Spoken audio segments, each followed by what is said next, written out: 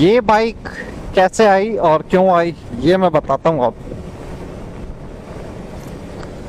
तो ये बाइक का ऐसा है, मतलब मेरा नई बाइक का प्लान तो पहले था बट इतना सडन तो नहीं था, क्योंकि मेरी बाइक का हो गया था एक्सीडेंट, जिसकी फोटोज या थोड़ी बहुत जो वीडियोस हैं वो मैं यहाँ डाल देता हूँ ओवरले पे।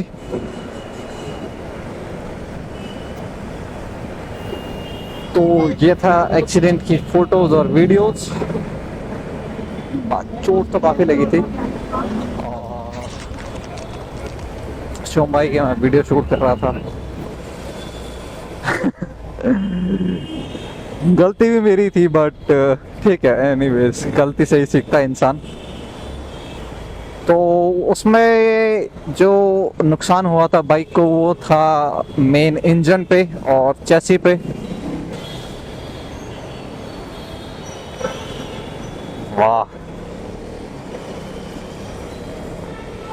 तो दो नुकसान हुए थे, इंश्योरेंस क्लेम हुआ बट उन्होंने रिजेक्ट कर दिया। महीने सवा महीने बाद उनकी फाइल आई और व्हाट द फक।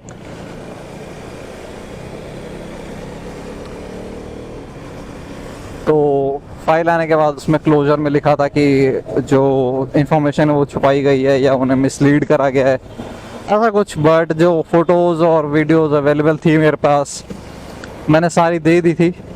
मैं क्लोजर का जो है वो एक स्क्रीनशॉट भी लगा दूंगा ओवरले पे। और कंपनी है ये ICICI लॉम्बार्ड। और भाई ये जो क्लेम था ये गया था इन्वेस्टिगेशन में। मेरे को वो एजेंट का कॉल आता है, एजेंट कहता है कि आपसे मिलना है। दो बारी कॉल आया, मिलना है। तो आई थॉट कि मेरे से मिलना है, नॉर्मली मिलना होगा, पूछना होगा क्या हुआ कैसे हुआ, जस्ट फॉर इंक्वायरी। तो मेरे पास बंदा आता है, वो मेरे से स्टेटमेंट लेता है। जैसे अगर किसी ने FIR कभी फाइल करी है तो पता होगा कि कैसे होती है, क्या क्या फॉर्मेट होता है, कैसे लिखा जाता है। और वो जो लिखवाया गया था एग्जैक्टली मेरे से वैसे ही लिखवाया गया था।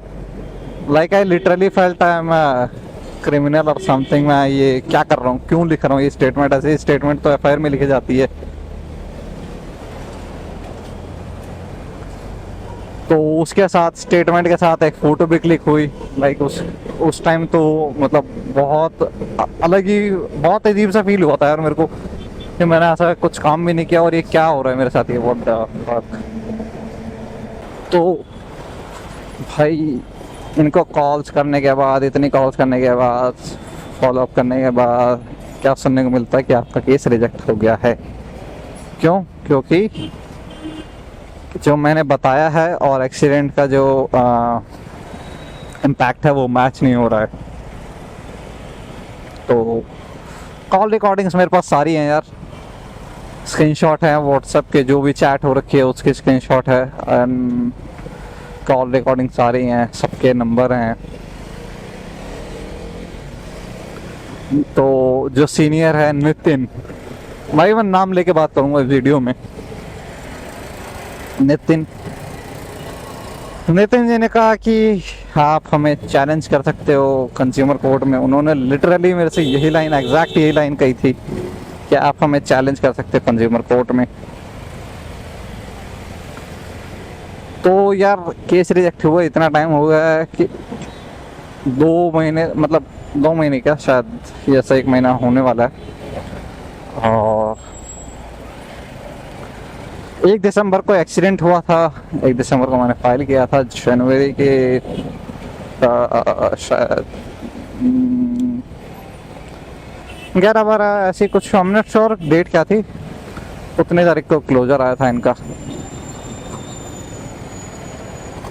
जबकि इन्होंने मुझसे कहा था कि सर हम एक बारी आप हमारे साथ चल लो, जगह वेरीफाई कर लेते हैं, देख लेते हैं।